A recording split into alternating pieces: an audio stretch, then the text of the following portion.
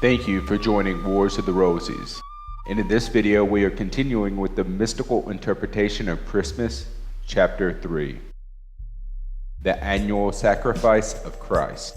Have you ever stood by the bedside of a friend or relative who was about to pass out of this world and into the beyond? Most of us have. For where is the house that has not been entered by Father Time? Neither is the following phrase of the occurrence to which we would particularly direct attention uncommon. The person about to pass out very often falls into a stupor, then awakes and sees not only this world, but the world into which he is about to enter. And it is very significant that then he sees people who were his friends or relatives during the earlier part of his life. Sons, daughters, a wife, anyone in fact near and dear to him, standing around the bedside and awaiting his crossing over. The mother will fondly stretch out her arms. Why, there is John, and how big he has grown. What a splendid big boy he is. And so she will recognize one after another of her children who have passed into the beyond. They are assembled at her bedside, waiting for her to join them, actuated by the same feeling that possesses people here when a child is about to be born into this world, making them rejoice at the new arrival because they feel instinctively that it is a friend who is coming to them. So, also the people who have gone before into the beyond gather when a friend is about to cross the borderline and join them on the other side of the veil. Thus we see that the birth into one world is death. From the viewpoint of another, the child that comes to us has died to the spiritual world, and the person who passed out of our kin into the world beyond and dies here is born into a new world and joins his friends there. As above, so below. The law of analogy, which is the same for the microcosm and the macrocosm, tells us that what befalls human beings under given conditions must also apply to the superhuman under analogous circumstances.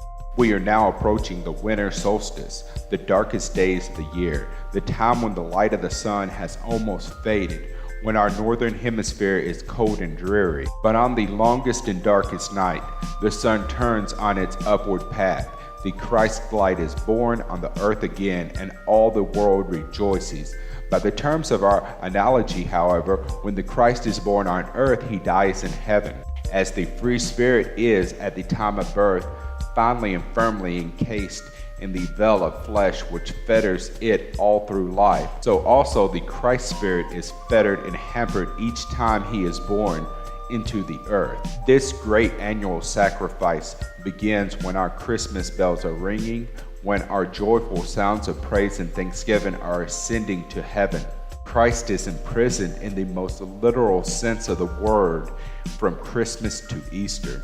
Men may scorn the idea that there is an influx of spiritual life and light at this time of year. Nevertheless, the fact remains, whether we believe it or not. Everyone in the whole world at this time feels lighter, feels different, feels as if a load was lifted off his shoulders. The spirit of peace on earth and goodwill towards men prevails. The spirit that we also would give something expresses itself in Christmas gifts. This spirit is not to be denied, as it is patent to anyone who is at all observant. And this is a reflex of the great divine wave of giving. God so loved the world, he gave his only or alone begotten Son. Christmas is the time of giving, though it is not consumed until Easter. This is the crux, the turning point, the place where we feel that something has happened which ensures the prosperity and continuation of the world. How different is the feeling of Christmas from the one that is manifest at Easter? At the latter, there is an ongoing desire, an energy which expresses itself in sex love, with desire for perpetuation of self as the key note. How different this is from the love which expresses itself in the spirit of giving that we find at Christmas time rather than that of receiving. And now look at the churches. Never does the candle burn so brightly as upon this, the shortest and darkest day of the year. Never do the bells sound so festive as when they ring out their message to the waiting world, the Christ is born. God is light, says the inspired apostle, and no other description is capable of conveying so much of the nature of God as those three little words.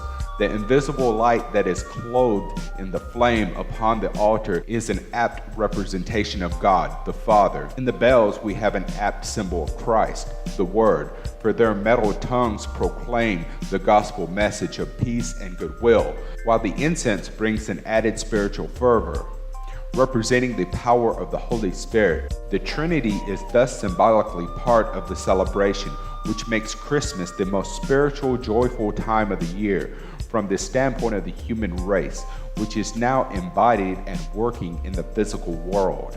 But it must not be forgotten, as it was said in the opening paragraph of this letter, that the birth of Christ upon earth is the death of Christ to the glory of heaven. That at the time when we rejoice at his annual coming, he is invested again with the heavy physical load which we have crystallized about ourselves and which is now our dwelling place, the earth. In this heavy body, he is encrusted, and anxiously he awaits for the day of final liberation. You understand, of course, there are nights and days for the greater spirits as for the human beings, that as we live in our body during the daytime, work out our destiny which we have created for ourselves in the physical world, and are then liberated at night into the higher world to recuperate. So also there is this ebb and flow of the Christ Spirit. It dwells within our earth a part of the year and then withdraws into the higher worlds. Thus, Christmas is for Christ the commencement of a day of physical life, the beginning of a period of restriction.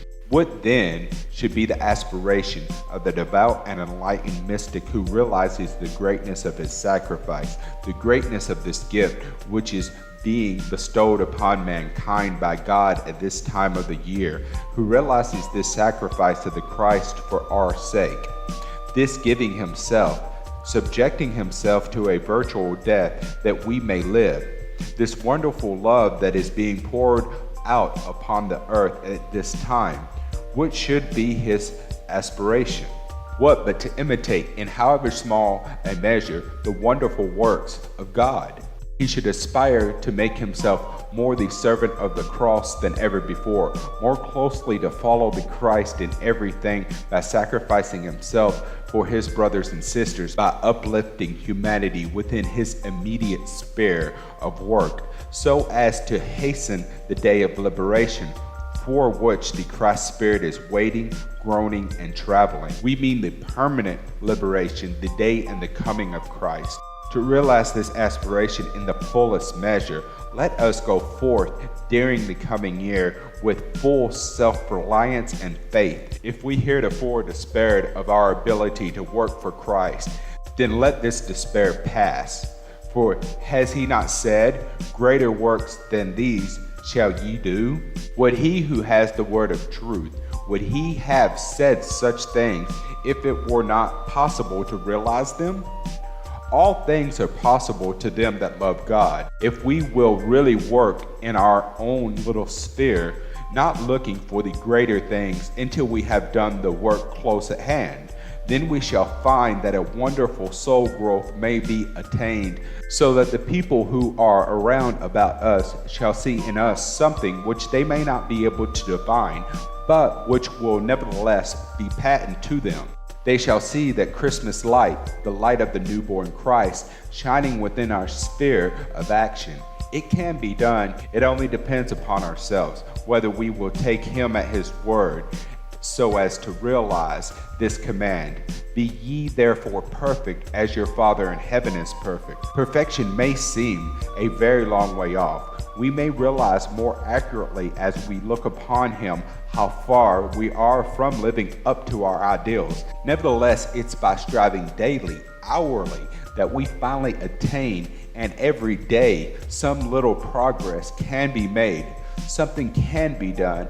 In some way, we can let our light shine, so that men shall see it as a beacon light in the darkness of the world. May God help us during the coming year to attain a greater measure of Christ-likeness than we have ever before attained. May we live such lives that when another year has rolled around and we again see the candle lights of Christmas and hear the bells that call us to the holy night service, we shall then feel that we have not lived in vain. Each time we give ourselves in service to others, we add to the luster of our soul bodies, which are built of ether. It is the Christ ether that now floats this spirit of ours. And let us remember that if we ever want to work for his liberation, we must in sufficient numbers evolve our soul bodies to the point where they may float the earth. Thus we may take upon his burden and save him the pain of physical existence. That concludes chapter 3. I'll have chapter 4 up as soon as possible. There's more information in the links provided below. Thank you for watching, and always, please don't forget to subscribe, like, comment, and share.